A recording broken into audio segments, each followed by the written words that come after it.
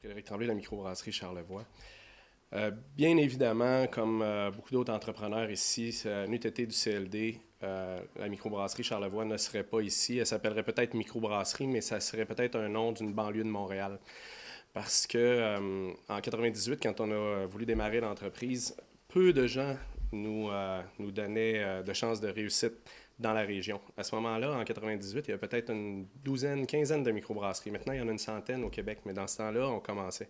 Et les derniers projets de microbrasserie en région avaient plutôt eu de la difficulté, avaient fait toute faillite. Donc, quand on est arrivé avec notre projet puis notre plan d'affaires, je peux vous dire qu'il n'y a pas grand monde qui nous donnait des chances de réussir, jusqu'au jour où est-ce qu'on est allé s'asseoir avec le CLD, qui était relativement nouveau dans ce temps-là. Je pense qu'on a le même âge. Et on a commencé à travailler avec les CLD. Des personnes qui ont énormément de ressources, qui ont un réseau de contacts, qui nous font partager ce réseau de contacts-là, qui nous font rencontrer des personnes qui peuvent nous aider à bonifier notre plan d'affaires, bonifier notre concept. Ce qui fait qu'en 98, quand on a ouvert, on avait un concept de microbrasserie qui était complètement différent de ce qu'on pouvait retrouver n'importe où ailleurs au Québec. On était les premiers à exploiter vraiment la restauration avec la production de bière.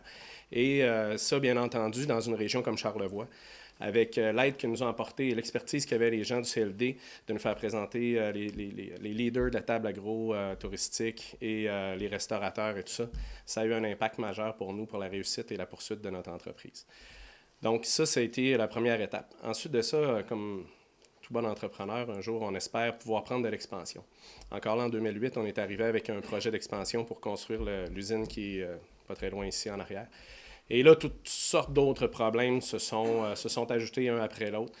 On a eu la malchance de commencer à construire ça pendant la fameuse crise économique de 2008. Alors là, ça a été vraiment tout ce qu'on pouvait rêver d'avoir comme aventure sont arrivés, des dépassements de coûts, de la pluie incessante, ça n'a pas aidé non plus, mais encore là, on est allé se rasseoir avec toute l'équipe du CLD. On a pu travailler, mettre en place un projet, un plan quasiment de relève, alors qu'on n'avait même pas fini les travaux, pour en arriver, s'asseoir avec tous les partenaires qui étaient impliqués dans le financement de notre projet, pour en arriver à un plan de relève pour s'assurer que l'entreprise allait passer à travers cette crise économique et la construction d'entreprise. Bien sûr, il y avait plusieurs autres partenaires financiers qui étaient impliqués dans cette démarche-là, mais je peux vous dire que c'est beaucoup plus facile quand on est assis avec la gang puis qu'on dit tout le monde ensemble, on va réussir. Et là, ben, dans ce temps-là, qu'est-ce qui arrive? Les entrepreneurs vont le dire aussi, c'est les fameux chiffres, les plans d'affaires. Nous, comme entrepreneurs, c'est sûr qu'on a une manière de calculer. Puis là, je vois des financiers dans la salle. On a une manière à nous de faire des prévisions. Mais ça ne marche pas quand on la présente aux financiers parce qu'eux, ils ont une autre manière de les lire puis de les regarder. Puis ça ne leur prend pas les chiffres dans les mêmes colonnes que nous autres, pour des raisons que les autres comprennent, mais pas nous autres nécessairement.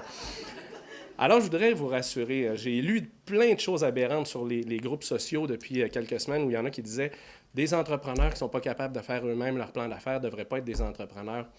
Non. Des entrepreneurs, c'est des personnes qui ont des idées. C'est des leaders, c'est des personnes qui font avancer leur région, qui font avancer leur entreprise. Et parfois, on ne peut pas avoir toutes ces petites compétences-là. Et ça, c'est là où le bas blesse avec ce qui se passe présentement, avec la crainte qu'on a de perdre notre CLD. C'est toute cette expertise qui est à notre portée. Ces personnes-là qui peuvent venir nous aider à traduire nos états financiers ou traduire nos prévisionnels pour ensuite les faire accepter par les financiers traditionnels. Alors ça fait partie encore intégrante de tout le support qui nous est offert par les CLD. Et je pourrais en parler pendant des heures et des heures aussi. On a bien entendu des prêts du financement qui nous est accordé grâce au CLD. Donc, il y a énormément de choses qui peuvent la liste est très longue de l'importance des CLD.